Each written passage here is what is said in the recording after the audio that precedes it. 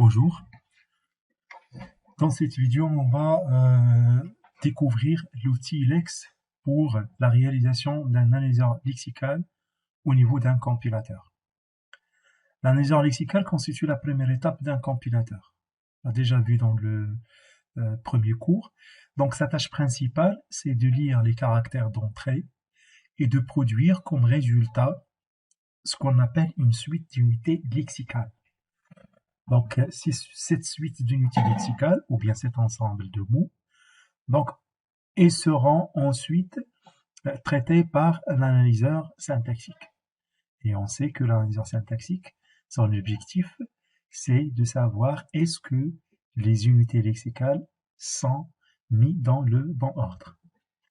Alors, parmi certaines tâches secondaires d'un analyseur lexical, c'est l'élimination des caractères superflus, ce qu'on appelle les commentaires, les tabulations, fin de ligne, etc.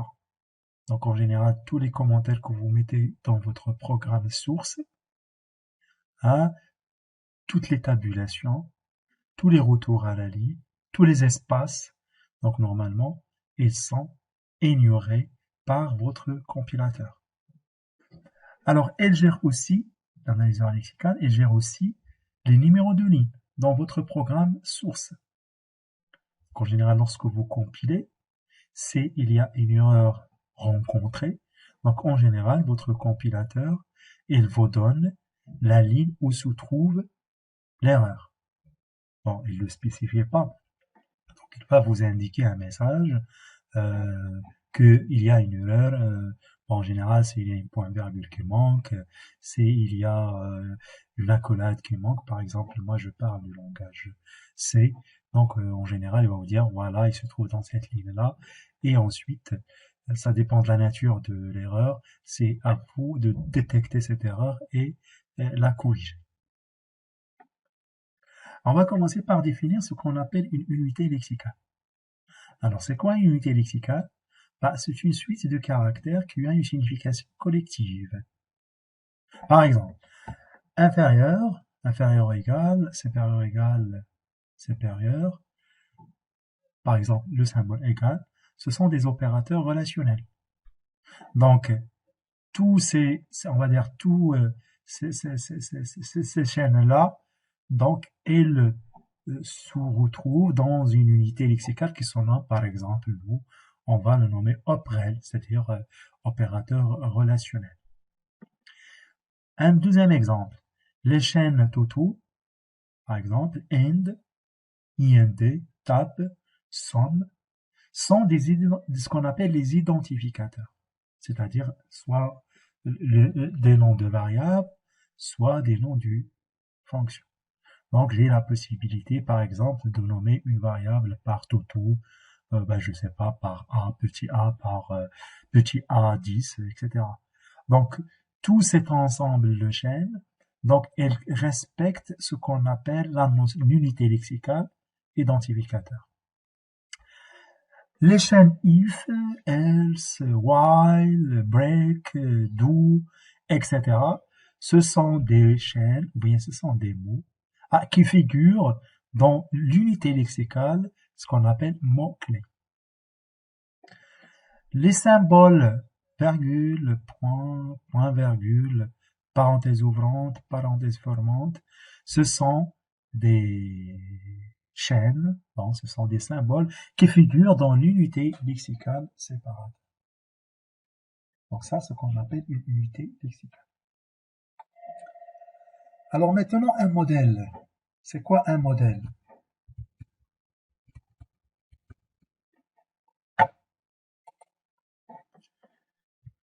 Alors maintenant, un modèle. C'est quoi un modèle? Un modèle est une règle associée à une unité lexicale qui décrit l'ensemble des chaînes du programme qui peuvent correspondre à cette unité lexicale.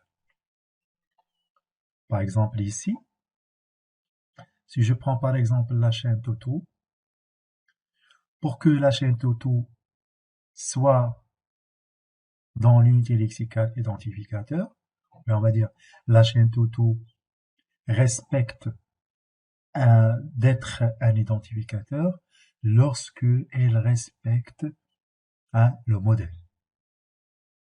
Par exemple, ici, la même chose, if est un mot-clé, c'est parce que elle respecte le modèle des mots-clés.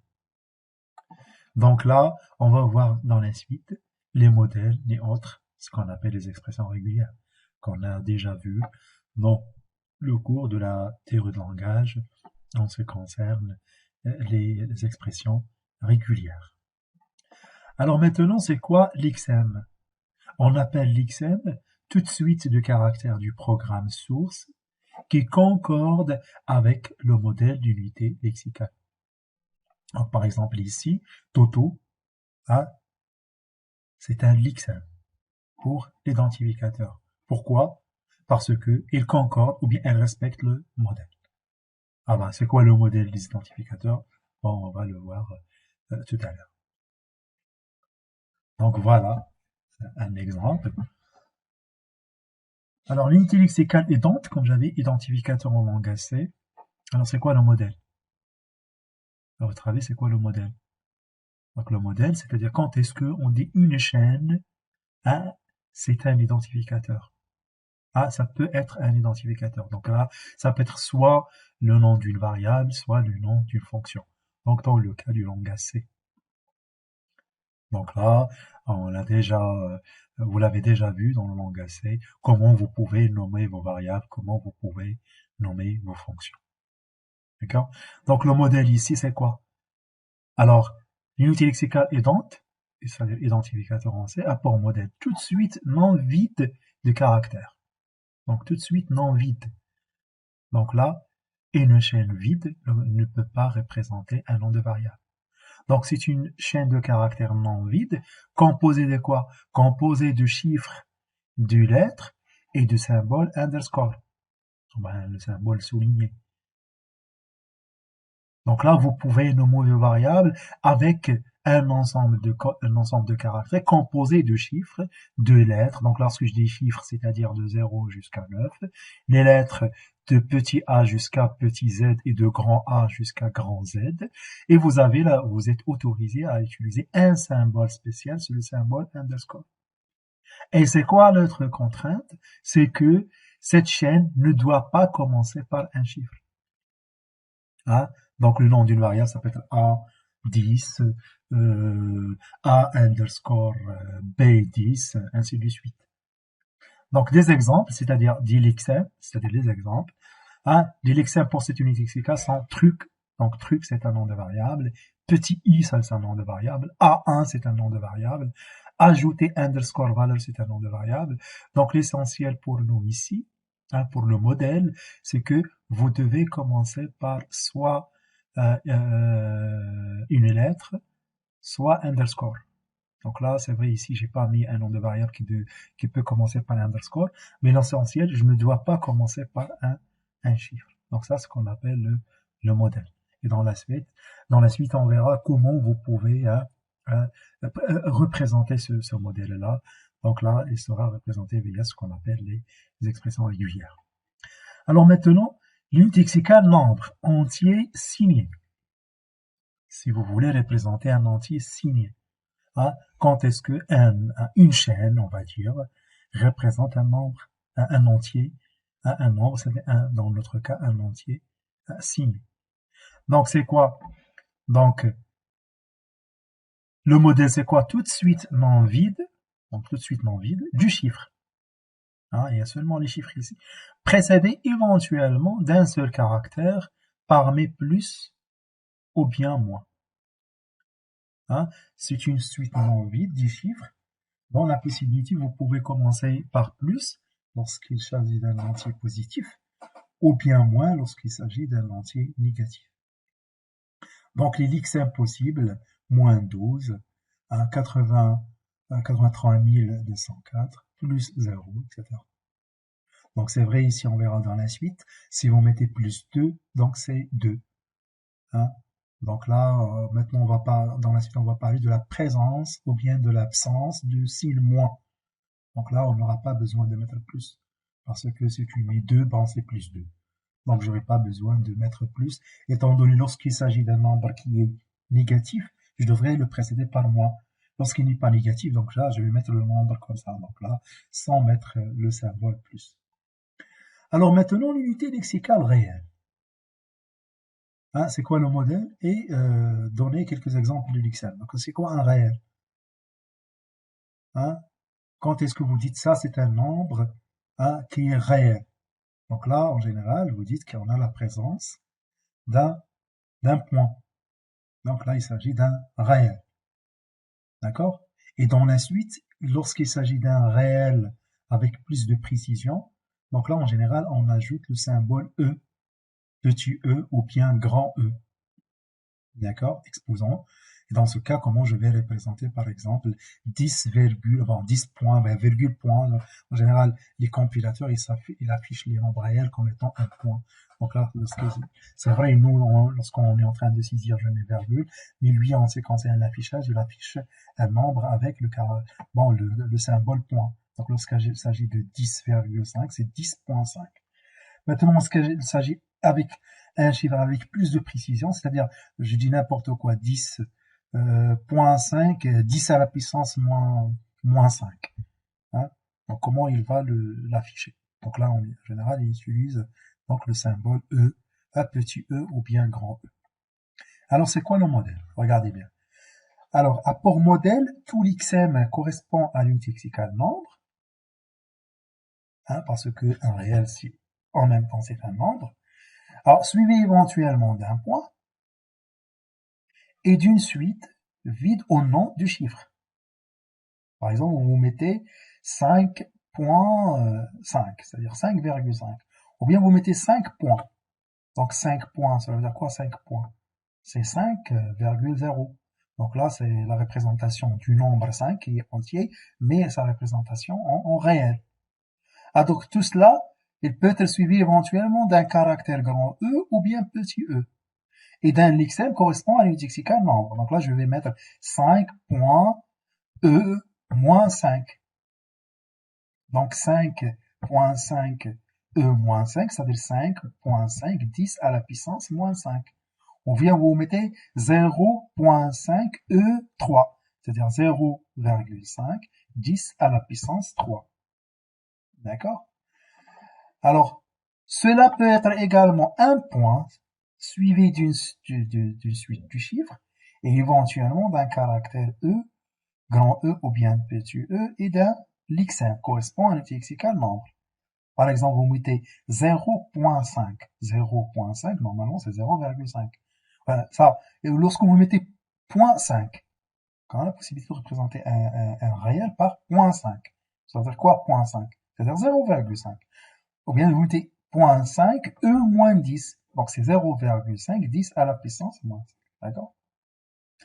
Donc là, quelques lexèmes, c'est 12.4, 0.5 E à la puissance, donc là E3, donc c'est-à-dire 0,5, 10 à la puissance 3. Alors ici, vous avez moins 4, E moins 1, c'est-à-dire moins 4, 10 à la puissance moins 1. Alors la mise en œuvre d'un analyseur lexical, donc ça va être pour nous comment je vais représenter le modèle. Donc là, votre analyseur lexical, il va recevoir plusieurs chaînes de caractères. Donc il doit spécifier pour chaque chaîne, il correspond à quelle unité lexicale. Donc là, cette unité lexicale, comme j'avais dit, on va les représenter par ce qu'on appelle les expressions régulières. D'accord? Alors regardez bien, par exemple, on va voir l'expression régulière pour les identificateurs, c'est-à-dire le modèle, comment je peux représenter le modèle. Donc on a dit tout à l'heure, et donc c'est toute chaîne non vide, hein, qui doit commencer par une lettre ou bien underscore, suivi d'un mélange de lettres minuscules, majuscules, chiffres ou bien le symbole underscore. Donc là, on l'a représenté par A ou bien B ou bien C jusqu'à ou bien petit z, ou bien grand A ou bien grand B jusqu'à ou bien grand z, ou bien underscore. D'accord? Donc là, c'est-à-dire, vous pouvez mettre n'importe quel caractère qui peut figurer dans cet ensemble. Alors, ensuite, vous pouvez suivre ce caractère-là par un mélange. Donc là, on a déjà vu ça dans la notion des expressions régulières. A ou bien B ou bien jusqu'à Z, grand A ou bien jusqu'à grand Z, ou bien 0 ou bien 9. Donc là, c'est lettre ou bien lettre majuscule, minuscule ou bien chiffre ou bien un underscore, là, étoile. C'est-à-dire, vous pouvez mettre un mélange. Et lorsque je mets étoile, c'est-à-dire vous pouvez mettre l'epsilon, c'est-à-dire le mot vide. Et dans ce cas, on va se limiter à un nom de variable qui peut être représenté par une seule lettre, soit majuscule, soit minuscule, soit underscore.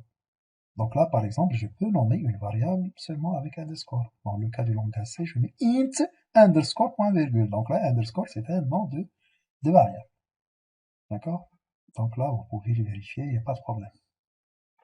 Donc regardez bien, cette expression régulière, en termes de représentation, c'est un peu chiant et illisible.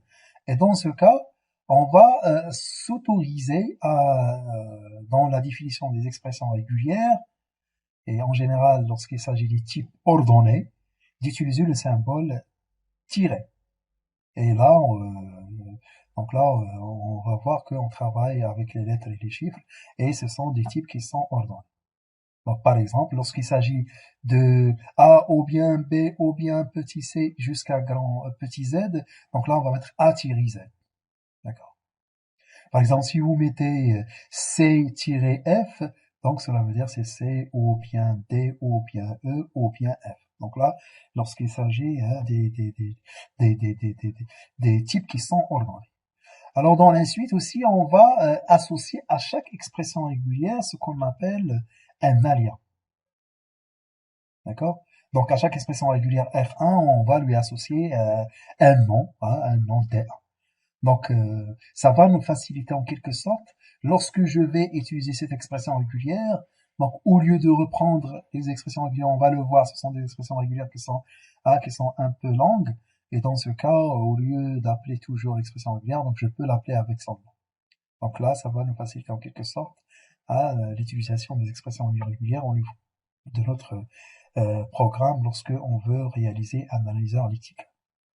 Alors, donc, chaque RI est une expression régulière et chaque DI est un nom différent. Donc là, on verra ici, lorsque vous voulez associer un alias ou bien un nom à une expression régulière, donc ça va être un nom mais qui est différent du nom de l'expression, des éléments de l'expression régulière. Regardez bien, l'unité lexical ident, c'est l'identificateur, on sait comme j'avais dit tout à l'heure. Donc, on va mettre les lettres, c'est A-Z, ou bien petit a-petit z. Donc là, grand Z, c'est-à-dire c'est grand A, ou bien grand B, ou bien grand C, ou bien grand X, ou bien grand Y, ou bien grand Z. Donc là, je mets A-Z. Donc là, on a fini avec les majuscules. Maintenant, je mets ou bien petit a-z, c'est-à-dire petit a, ou bien petit b, ou bien donc, ici, c'est tiré Z. Donc là, on va dire que cette représentation jusqu'à ça c'est A-Z, ou bien cette représentation jusqu'à grand Z, je mets A-grand Z. Maintenant, ou bien underscore, donc là, underscore, on va le nommer par, avant ça, je mets chiffre, c'est 0-9, c'est-à-dire 0, ou bien 1, ou bien 1, jusqu'à, ou bien 8, ou bien 9, donc là, 0-9. Maintenant, le séparateur, je vais le nommer, le underscore, je vais l'associer à un alias cep. Donc maintenant, mon identificateur, c'est quoi? C'est lettre ou bien cep. Donc lettre ou bien cep. Donc c'est A ou bien grand jusqu'à grand Z, ou bien cep. D'accord? Suivez ensuite d'un mélange des lettres, des chiffres et des cep avec étoile ici, comme j'avais dit. Donc là, dans une expression régulière, étoile, ça veut dire que vous pouvez mettre epsilon. Donc là, je peux omettre ça et ça va, un identificateur peut représenter seulement par une seule lettre ou bien seulement par un cep. Donc là, on a en quelque sorte maintenant facilité à la représentation des expressions régulières. Alors maintenant, on va arriver à notre outil, Lex. Donc il y a plusieurs outils qui ont été bâtis pour construire les analyseurs lexicaux, à partir de notations spécifiques basées sur les expressions régulières.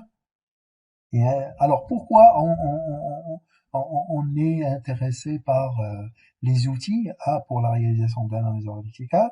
Bah, tout simplement, comme on va dire, cette phase d'analyseur lexical correspond à spécifier quels sont les mots qui correspondent à un compilateur. Alors, c'est-à-dire vous êtes obligé de programmer chaque unité lexicale. Alors, ça va être un peu difficile, hein, pas pratique. Donc là, on a pensé, réfléchir à un outil qui va être un peu simple, et donc là, qui va nous faciliter en quelque sorte la programmation des expressions régulières. Alors, parmi ces outils-là, on a l'outil Lex. Donc, c'est un utilitaire d'Unix. Donc, qu'est-ce qu'il fait ce Lex-là, cet outil-là? Donc, il accepte en entrée des spécifications d'unité lexicale, hein, sous format des définitions régulières, avec bien sûr les règles de production, on va le voir tout à l'heure. Et là, il produit un programme écrit dans un langage ONIV, hein, qui, une fois compilé, donc il reconnaît ces unités lexicales. Alors, ce programme-là est donc un analyseur lexical. Donc, qu'est-ce qu'on va mettre on va dire dans un programme de type Lex? On va mettre les expressions régulières, hein, on va les définir, on va leur associer des règles de production, hein, et dans ce cas, ce programme-là, il sera dans la suite compilé avec l'outil Lex afin de produire un programme. Pour notre cas, ça va être un programme en langage C. Donc c'est un programme dans un langage au niveau. Et là, dans la suite, ce programme-là, on va le compiler avec l'utilitaire du C. Donc dans notre cas, c'est le GCC. Et là, on va compiler. Et maintenant, je peux tester quelques chaînes de caractères. Alors, les spécifications, on va dire, du fichier Lex. Donc là, on va mettre un programme Lex. Donc ici, qui correspond au nom du fichier avec l'extension .l. D'accord? Donc on va enregistrer le fichier sous forme nom.l. Donc ensuite, on va le compiler avec l'utilitaire Lex. D'accord? Dans notre cas, par exemple, on va mettre Lex, le nom du fichier .l. Donc une fois on le compile, une fois le fichier est compilé, ici le fichier nom.l, donc là, on va créer un nouveau fichier. Donc, un nouveau fichier sera créé, donc il se nomme lex.yy.c. Donc c'est un fichier qui sera créé par défaut. Donc là, malheureusement, on n'a pas la possibilité de modifier le nom. Donc, mais il a le fichier d'extension .c, ça veut dire que c'est un fichier langage C. Donc une fois le fichier est produit, donc là on va le compiler avec le compilateur C, avec GCC, le nom des fichiers, moi LFL. Moi LFL, si j'ai oublié de mettre F. Et là on génère un fichier de sortie, hein, l'exécutable. Dans notre cas ici, dans ce cas-là, on n'a pas spécifié le nom de fichier sortie, donc ça va être automatiquement a.int. Mais si je reprends l'exécution, si je reprends la compilation plutôt en mettant gcc-o, hein, la spécification de fichier sortie ici test, donc le fichier lex.yy.c, -lfl, donc le fichier sortie ça va être test. Dans ce cas, je peux l'exécuter avec /test.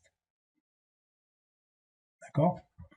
Alors ici, on est obligé de mettre les spécifications LFL. Parce que si on le met, on va le voir ici dans les exemples, c'est qu'il y a des fonctions qui ne sont pas reconnues par le compilateur C. Donc là, je suis obligé de spécifier ces formats-là, dans ces options-là, -lfl. Donc je vais l'expliquer dans la suite. Alors, le fichier de spécification Lex contient des expressions régulières suivies des actions, ce qu'on appelle la règle du traduction. D'accord? Donc là, on va voir la structure générale d'un fichier Lex. Donc là, dans un fichier Lex, il y a vous avez défini des expressions régulières. Alors, vous avez mis des expressions régulières, et chaque expression régulière, vous avez mis des actions. Hein? C'est-à-dire, lorsque votre analyseur lexical trouve une chaîne qui correspond à une expression régulière, donc qu'est-ce qu'il va faire? Hein? Donc là, dans des exemples qu'on va voir, c'est-à-dire on va dire des actions plus simples, c'est juste un affichage. Il va nous dire que cette chaîne correspond à cette expression régulière, celle-là correspond à cette expression régulière, ainsi de suite. Alors l'exécutable obtenu, c'est-à-dire l'exécutable que vous avez eu après avoir compilé le fichier lex.yy.c, hein, qu'est-ce qu'il va prendre cet exécutable? Il va lire le texte d'entrée, caractère par caractère, jusqu'à ce qu'il trouve l'expression régulière correspondante. Donc là, vous allez entrer une chaîne. Hein? Donc là, qu'est-ce qu'il va faire votre fichier exécutable? Il va lire la chaîne que vous avez entrée, caractère par caractère. Et essaye de voir dans la suite, hein, quelle expression régulière correspond à cette chaîne. Donc là, on va l'expérimenter à travers les exemples. Et ça va être je vais vous dire dans la suite, une phrase très importante. Donc comment il va, hein, cet exécutable, comment il travaille. Donc une fois, on entre une chaîne de caractères. Dans le cas où plusieurs règles sont possibles, donc si j'entre une chaîne, et c'est cette chaîne dans les expressions régulières que j'avais mis, et il y a plusieurs expressions régulières qui peuvent correspondre. Bon, cette chaîne respecte plusieurs expressions régulières que j'avais mis. Alors, qu'est-ce qu'il va faire votre analyseur lexical? Bah, c'est la première règle rencontrée de haut en bas qui l'emporte. Donc, je prends une expression, je vais entrer une chaîne qui sont par exemple if. D'accord? If, normalement, on va voir que if, c'est un mot-clé. Bah, if, bon, ça peut être un identificateur. Parce que c'est quoi un identificateur? Un identificateur, c'est une suite non vide de chaînes, hein, que je peux les formuler à partir des chiffres, ou bien des lettres, ou bien le symbole underscore. La deuxième obligation, il faut commencer par une lettre. Bah, si vous mettez if, bah, if, il correspond à ça. Alors que mon if maintenant, c'est un mot-clé. Donc, je devrais mettre une expression régulière pour les mots-clés. Et dans ce cas, c'est pour que if soit un mot-clé, il faut que je mets l'expression régulière de mot-clé la première. Sinon, l'expression régulière d'identificateur va l'emporter si je mets la première, hein, de haut en bas. D'accord? Donc, on va exécuter l'action correspondante. Dans le cas où aucune règle ne peut être sélectionnée, alors l'action par défaut consiste à copier le caractère lu en entrée vers la sortie. Donc, vous mettez une chaîne. Cette chaîne ne correspond ni à l'expression régulière numéro 1 que vous avez définie, ne correspond ni à la deuxième expression régulière que vous avez définie, ne correspond ni à la troisième expression régulière que vous avez définie. Alors, qu'est-ce qu'il va faire votre analyseur lexical? Bon, il va afficher la chaîne que vous avez entrée. D'accord? Alors, la structure de fichier de spécification Lex a, donc là, cette structure va commencer par une partie déclarative. Donc là, des déclarations en C, des variables, des constantes, etc. Donc cette déclaration, il est délimitée par pourcentage accolade, accolade ouverture, et pourcentage accolade fermeture. D'accord? Donc je commence par pourcentage, je mets accolade, et une fois j'ai fini la déclaration, je mets pourcentage accolade. Ce n'est pas accolade pourcentage. C'est-à-dire, vous allez me dire que c'est imbriqué, etc. Non. Ensuite, on va passer à la déclaration des définitions régulières. C'est-à-dire, on peut associer à chaque expression régulière un alias, comme j'avais dit tout à l'heure. Et ensuite, maintenant, c'est les règles de production, les règles de traduction plutôt. À la partie production, c'est ce qu'on appelle les règles de traduction. Donc, on va commencer par pourcentage, pourcentage, et il va finir avec pourcentage, pourcentage. Et ça, c'est la partie, on va dire, importante, parce que celle-là, ça peut être une partie facultative. Parce que dans un programme Lex, parfois, j'aurais pas besoin de déclarer. Ah, j'aurais pas besoin. Et parfois, j'aurais pas besoin de définir des expressions régulières. C'est-à-dire, je mets ici directement les expressions régulières et je mets les règles de traduction. Et ensuite, on va finir par ce qu'on appelle le bloc principal et les fonctions auxiliaires. Et dans le bloc principal ici, il figure la fonction d'exécution main. Parce que ce fichier-là, il sera, comme j'avais dit, une fois on le compile avec l'ex, on va produire un fichier qui se nomme lex.y.c. Et dans ce cas, je vais l'exécuter avec GCC. Je le compile avec le compilateur GCC. Afin de l'exécuter, je devais avoir une fonction principale main. Donc là, il figure la fonction principale main. Et dans ce cas, il y a les autres fonctions qu'on va utiliser auxiliaires. Auxiliaire plutôt, c'est pour appeler l'analyse lexicale, ou bien il y a d'autres choses s'il y a une fonction, si vous avez déclaré une fonction qui fait des choses ici. Et dans ce cas, je devrais l'appeler dans le bloc principal. Donc, on va passer maintenant à l'expérimentation. Donc, je vais commencer par un premier exemple. Donc ici, on va créer un répertoire. Par exemple, ici, Lex.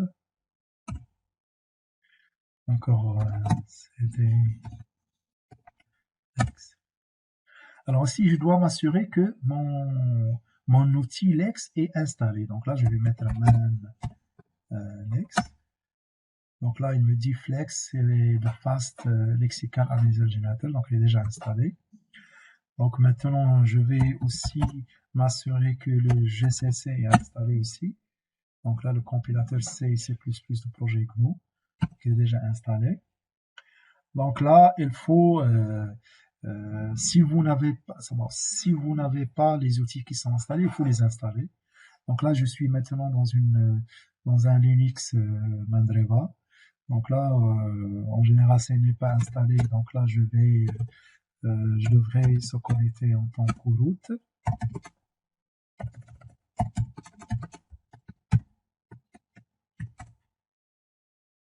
Donc, une fois je suis root, donc je vais utiliser URPMI.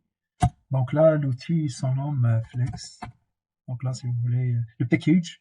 Donc là, il me dit le package Flex, il est déjà installé. Donc là, c'est pour moi, il est déjà installé. Donc pour vous, s'il n'est pas installé, il faut l'installer.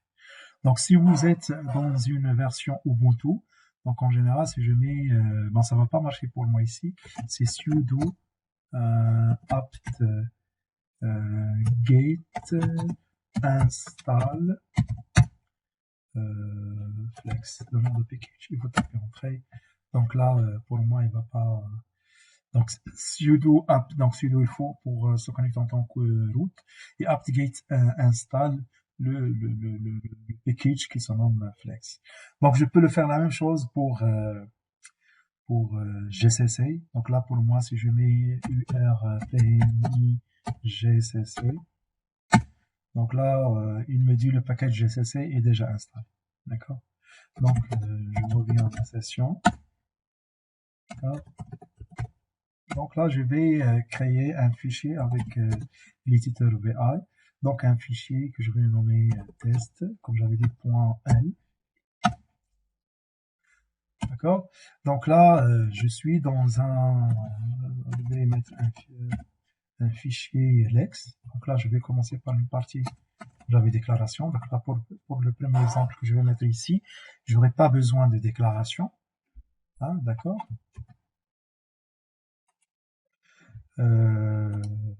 Donc, je vais définir une expression régulière. Je vais la nommer binaire, par exemple.